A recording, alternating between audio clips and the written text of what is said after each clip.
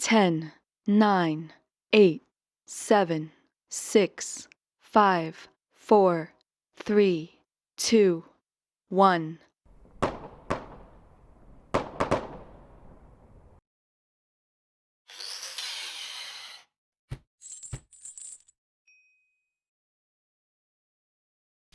Hello friendos, this is Chain, welcoming you back to Chain of Commander.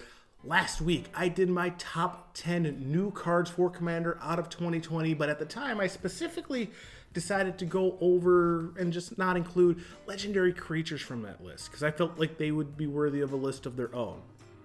Well, now it's time for that list of their own. I'm going to go over my top 10 new commanders to come out of the dumpster fire that was 2020.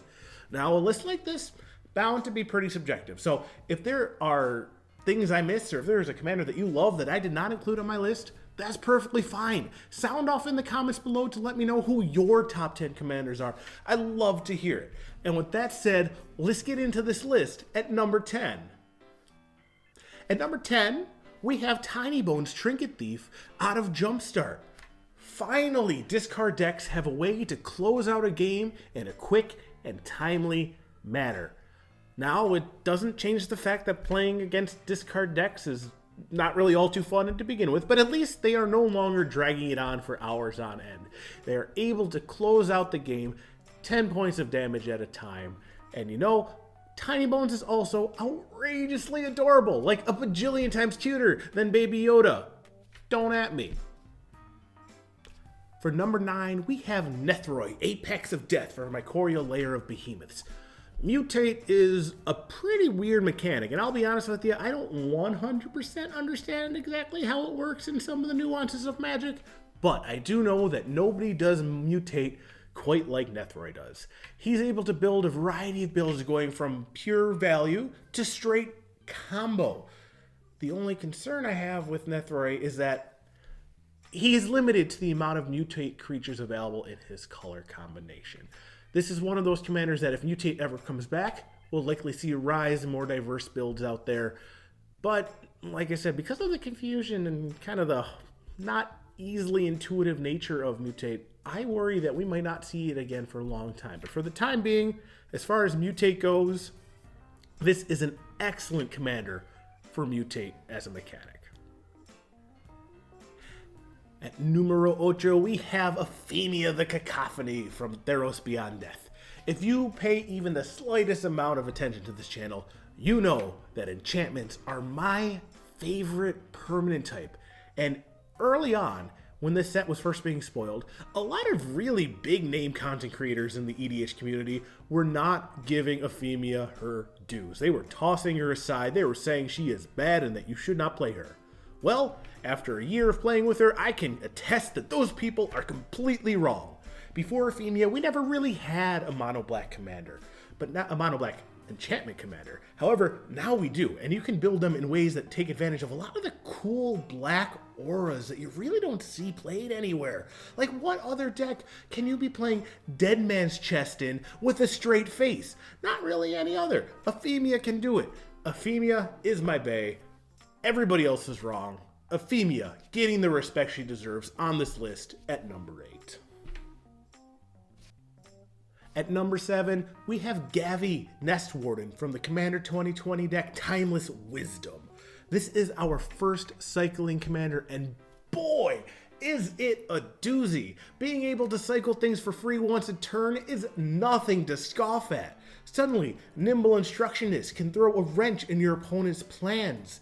Decree of Silence, it becomes a force of will.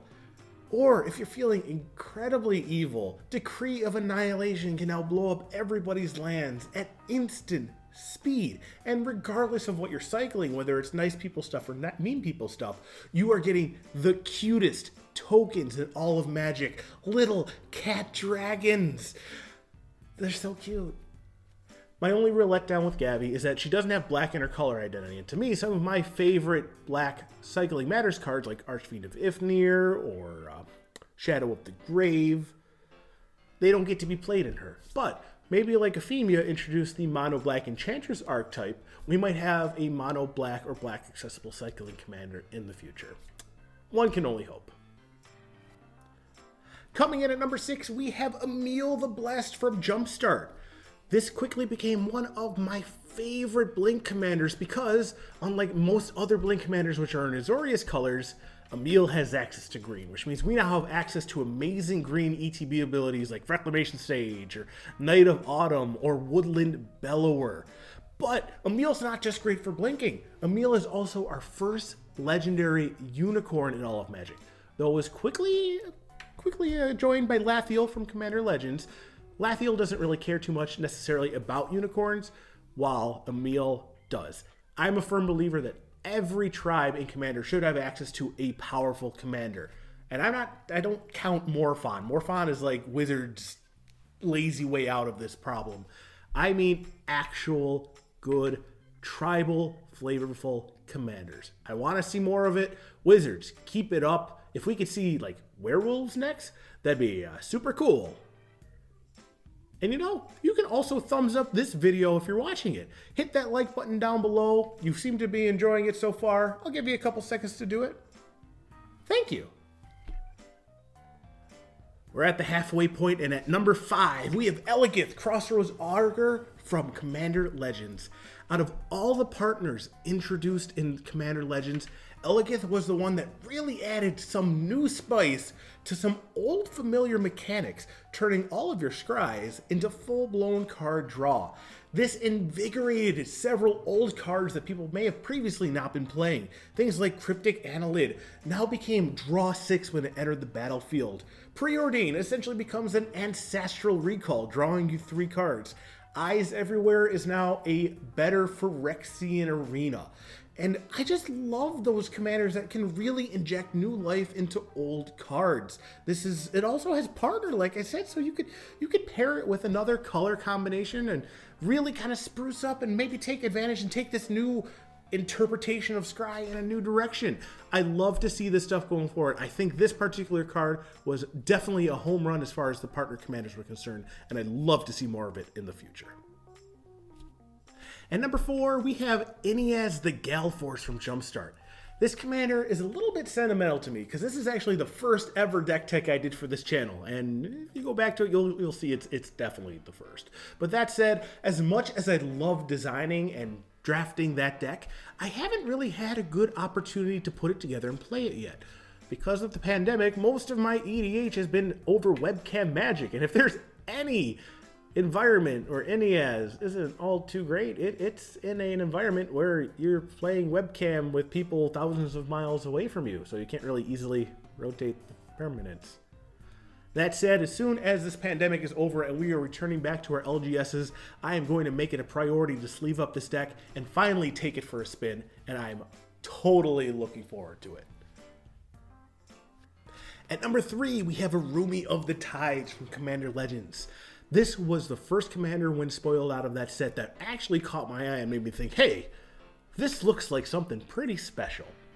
Encore was a mechanic introduced in the Commander Legends set that would give all the creatures in your graveyard the chance at one last hurrah against the rest of your opponents at the table. And a Roomy would give any creature in your graveyard the ability to Encore. So unlike Nephrite, which we mentioned earlier, which was limited to the amount of available mutate creatures at the time, a Roomy can do it for any creature you want. So you see people out there, they might be swinging out with Encored Wormcoil Engines or Encored Flightsteel Colossi or something of that ilk, and it could be really powerful, or if they want, they could scale it down and maybe make it more of a Bane of Balaged that they're swinging at their opponents with instead. It's a really cool commander that can be tuned for a pretty wide scope of power levels pretty easily just by adjusting those threats. And if there's any more commanders out there that really encourage you folks to play more Graveyard Hate, it's going to be a Roomy. So play that Graveyard Hate. Please. I'm going to be bringing it up a lot in a lot of my videos. Play Graveyard Hate. Thanks. Bye. At number 2, we're going to look at Genn, Arcanum Waver from Commander Legends. While we're on the topic of reanimating with a Roomy here, remember how I said that enchantments are my favorite permanent type in all of Magic? Well, what if there was some way that you can reanimate enchantments? Kind of like some sort of re-enchantmator? Well, Genn's got you covered. While most Enchantress decks really rely on that overwhelming card draw from their Enchantresses to kind of take over the table. Genn does not have access to that. Genn only has access to one of the enchantresses. That's Mesa Enchantress. So when playing with Genn, you need to look at card advantage in a very, very different way.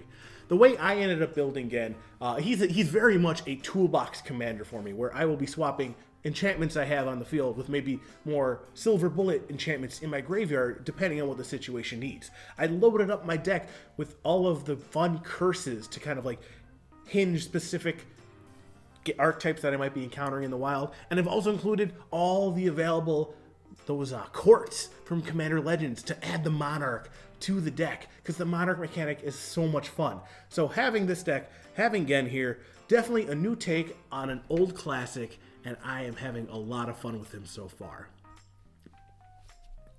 Now, before we get to number 1, let's go over some honorable mentions. These honorable mentions, they're not necessarily new commanders from 2020, but they were commanders that got a little bit of a buff from a rule change to come out. Back in the day, when your commander died, you could choose to move it to the exile or to the command zone instead, but this would not then trigger any death triggers his commander might have. They've changed this so that now the commander dies first, goes to the graveyard, and then you could choose to move it to exile from there. A couple commanders got a nice little buff from this. The first one I thought of, Alendra of the Dusk Rose. She now can do her thing. She can make those tokens. Finally, she can do the one thing she was designed to do. So good for her, now being playable. The other ones we have, Kukusho, the whole cycle of Kamigawa dragons really, they can now also get their triggers and you can start abusing them and taking advantage of those. And lastly, we have one of the older commanders, Rune, whose ability to flicker something existed as 2 separate triggers. So now, if somebody decides to keep it in exile with the hope to have it return with Rune, if that Rune return trigger gets stifled, that card stays in exile. However, if they decide to move it to the command zone instead, it won't come back as part of Rune's trigger. So you gotta play that choice. Definitely adds a whole new layer to Rune, and I think overall this change was good. Alright, we are finally at number 1, but before I reveal to you who my number 1 favorite commander from 2020 is, I do have to ask, you've made it this far, clearly I've been saying something you've been enjoying, definitely consider subscribing. I'd love to have you folks join us going forward as we go through all the corners of EDH. But that said, I'm not going to hold you up any further. I'm going to get to number 1, to numero uno, to Tyam Luminous Enigma from the Commander 2020 deck, Symbiotic Swarm. This was one of the backup commanders, and you know, this is my +1/+1 counter commander. It's been, by far, the deck that I've had the most fun playing with so far this year. My Sidisi deck coming in a pretty close second. But while doing the script for this video, it was really, really hard to put into words exactly what about Tyam made me fall in love with him. I've always wanted to build a +1/+1 commander, and I've always wanted to take advantage of those Outlast creatures from Khans of Tarkir that would give things with +1/+1 counters on them some sort of bonus, like Abzan Falconer. Now, I was just going through some chaff that Liz had left over from one of her decks that she opened up one of the precons, and I came across Tyam, and I just looked at him, and it spoke to me, and I said, this is my commander. And guess what? I was able to build that +1/+1 counter deck. I was able to build it on a very good budget. Didn't even cost me $150, and this thing played so incredibly well. It was competing with decks that were worth so much more. It had so much play and so much power in such an unassuming package that it was far and away my easiest choice for being my number 1 commander from 2020. So, now I want to hear from you folks. Like I said earlier in the video, if I didn't hit any of your top 10s, let me know below who your favorite commanders from 2020 were. And you know, if any of these commanders seem like something that you want to build around, definitely consider using our TCG Player affiliate link below to purchase those cards. Won't cost you a single cent more, but it will help out the channel. That said, thank you for joining me this week. I am looking forward to a solid 2021 with you folks here. And, you know, I got nothing beyond that. Y'all take care.